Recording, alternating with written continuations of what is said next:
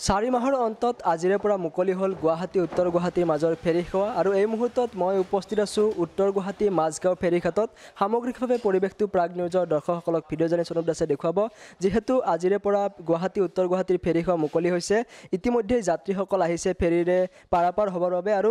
কোভিডৰ ভয়াৱহতাৰ প্ৰতি লক্ষ্য ৰাখি যেহেতু আন্তঃজিলা যাতায়াতৰ সমান্তৰালভাৱে গুৱাহাটী উত্তৰ গুৱাহাটীৰ মাজৰ যি ফেৰী সেৱা বন্ধ কৰিছিল চৰকাৰে আৰু অৱশেষত আজিৰে পৰা গুৱাহাটী উত্তৰ গুৱাহাটীৰ মাজৰ ফেৰী সেৱা মুকলি কৰাত কিন্তু উত্তৰ গুৱাহাটীৰ যি নদী যাত্ৰীসকলৰ মাজত আশাৰ সঞ্চাৰ দেখিবলৈ পোৱা গৈছে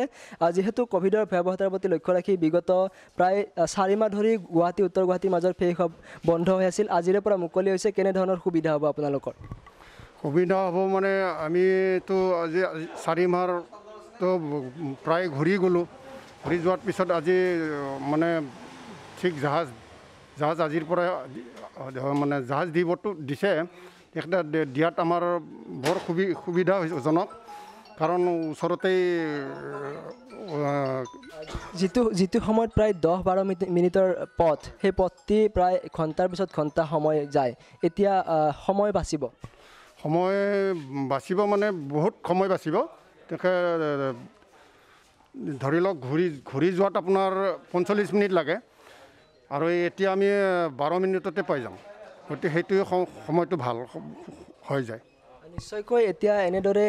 যি নদী যাত্ৰীসকল গুৱাহাটী উত্তৰ গুৱাহাটীৰ মাজৰ যি জল যাতায়াতৰ একমাত্ৰ সুচল ব্যৱস্থা হৈছে ফেৰী সেৱা তেনে ক্ষেত্ৰত ফেৰী সেৱা মুকলি হোৱাত কিন্তু এতিয়া উত্তৰ গুৱাহাটীবাসী ৰাইজৰ যথেষ্ট সুবিধা হৈছে মোৰ লগত আভ্যন্তৰীণ জল পৰিবহণ বিভাগৰ বিভাগীয় কৰ্মচাৰী আছে মই কথা পাতিবলৈ যত্ন কৰিম কি কেনেধৰণৰ টাইম টেবুল আছে মুকলি কৰি দিয়া হৈছে ফেৰী সেৱা কি ক'ব ফেৰী সেৱা আমি আজিৰ পৰা আৰম্ভ কৰিছোঁ এইটো আগৰ টাইম টেবুলতে আছে আপোনাৰ এতিয়া 8টাত গ'ল এখন আপোনাৰ 9:15 আছে 9টাত আছে 10:15 আছে 11:25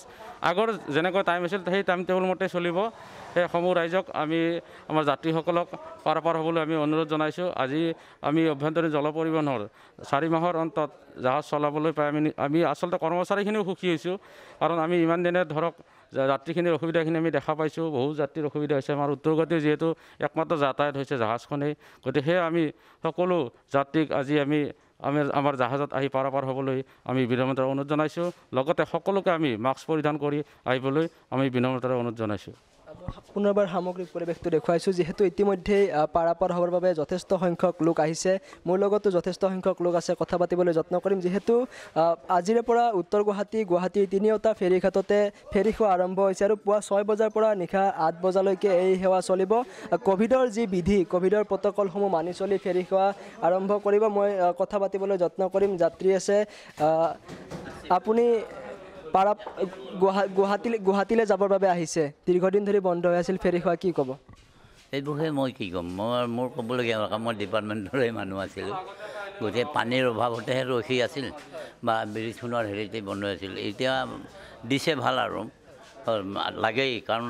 নহ'লে বহুত অসুবিধা হয় মোৰ ক'বলগীয়া এতিয়া বহুত সুবিধা হ'ব মোৰ লগত আৰু একাংশ